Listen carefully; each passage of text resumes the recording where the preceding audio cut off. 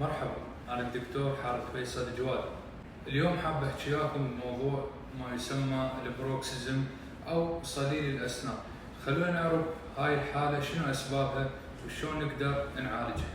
خليني أوضح لكم هاي الحالة. هاي الحالة الناس من تنام تضغط على أسنانها ويطلعون صوت أثناء وقت النوم أو حتى أثناء وقت الصحو عندهم هذه الحالة اللي هم يسدون على أسنانهم.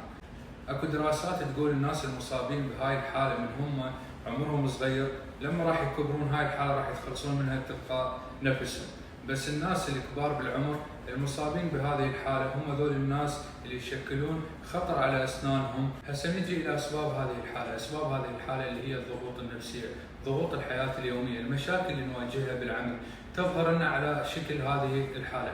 حتى في بعض الاحيان انتم تشوفون الناس اللي هم قاعدين يضغط على اسنانه بشكل قوي وعلى عضلات فكيه، فهذه الاشياء للاسف تسبب لنا تكسر بالاسنان، تاكل بالاسنان، وحتى نزول مستوى اللثه. هسه نجي للبارت المهم اللي كلكم منتظرينه، شلون نقدر نعالج هاي الحاله. العلاج الاول يسمى النايت جارد او الماوث جارد، اللي هو القالب اللي ينحط على الاسنان خلال وقت النوم، وهذا حتى يمنع احتكاك الاسنان ببعضها.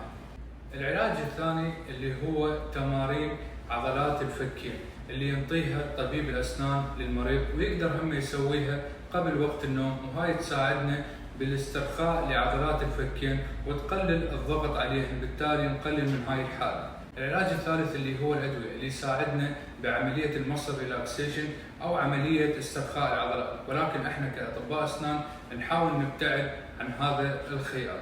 وحتى اكون صريح وياكم وواضح وياكم، بالنسبه للعلاجات اللي انطيتها هي ما تنهي المشكله، هي تقلل المشكله، ولكن احنا دورنا كاطباء اسنان وايضا كمريض نتابع هذه الحاله حتى نحافظ على اسناننا. هنا وصلت لنهايه الفيديو، اتمنى قدمت لكم شرح بسيط وحاولت اوصل لكم الفكره باسهل طريقه. كان وياكم الدكتور حارث فيصل جواد.